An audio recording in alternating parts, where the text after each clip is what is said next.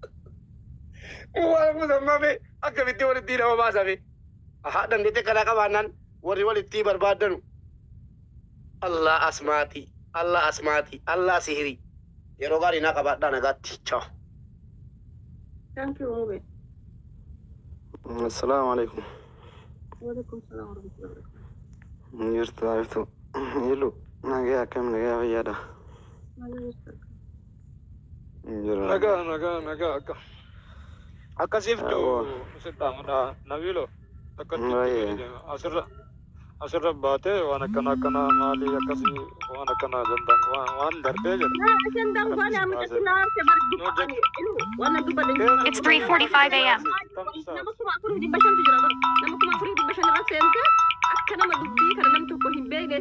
akka namni hin dhageenyetti akka yaada isiitti bar nama geenzila nan naqeetiniini ibidda naguu barbaade yookaan akka nama du'eetti ammaa suna dhagahee ta'ee yoo sin jechisan jecha jalqaba gaafa na dhukkubee san turetti dhagaa gaafa takka jedhee dhukkubsadhe santu na jecha sin jettan irra dhagamee dhufe waan biraatiif miti maal jettiin beekta mubaarak jettee gorsitee geessitee akira irratti waan sin jargettan jecha reef jettisa waa jettee turte jecha iftuu san waan iftuurra ga'e san waan hin baasi jette san hin baasin achumatti gadhoo isii gadan waan jette ila garta osoo wanni sun waan namni hin beekne ayyana jirtii miti cululleen nagalche jedhaa turte yookiisillee meebii badummaaf jechuu sun ta'in sooshaal maal godhanii ajandaa godhatanii deemanii waan akkasisanii maal ni beektaa iftu atummaan jechiin taane si afaan hin beeyin miidiyaa irra gabbaatee namni beeytee namni jechan taane je'eeti akka ati gabbaatee waan hin taane haasootis godhuu barbaada.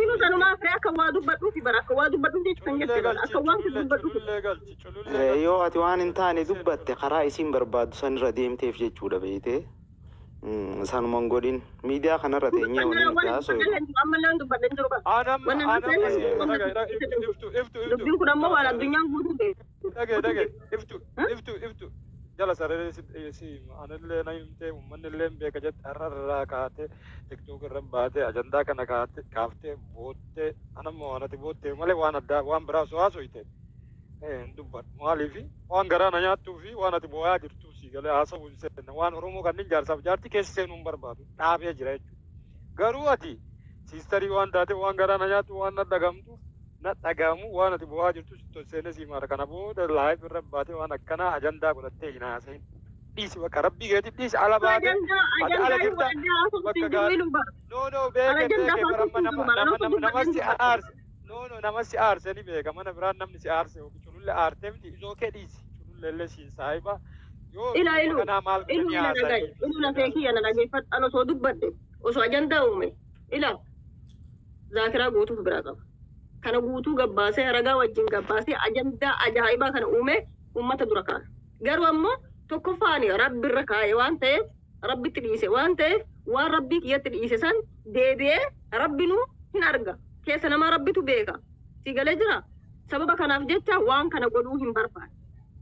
Jecha isiin jetteefi dhukkubni gaafa na dhukkubee sun natti dhagahame bakka. Ibeenna dhukkubni sun natti dhagahame jennaan dhufee waan kana dubbadde malee dubbachuu hin barbaade. Yaadde amma boo'aa hirtaa bari yaaddee waan sanitti deebitee bakka duraanitti deebitee waan waggaa meeqaa achitti deebitee yaaddee cinqamtee waan dhiifte waan rabbumaaf jedhi dhiisi bakka waan ni fedhellee haa ta'u rabbii kaayiroo si fuudhee fakkeenyaaf alaa nama hin qabdu intala durbaati alaallee nama akkatti hin qabne hin beeka deemtee kaayiroo deemtee rabbii achi si fuudhee biyya san osoo dhiirri jiru jechuun intala durbaati si gale moo si gale fuudhee achi si fidee jechuun bakka cufi galmee kana cufiiti culullee galchiiti cululleetti illee muufatiin meebii maal godhanii waan kanneen haasa'an ajandaa godhatanii jettee dhiisuu barbaaddeeti na fakkaate jechuun waamtuuf jettee sitti kalooti sitti na jaala beeka culullee si gale. Kanaaf akkasitti dhiisi jedhaate ookee jechuudha waan mara rabbii godhi rabbiin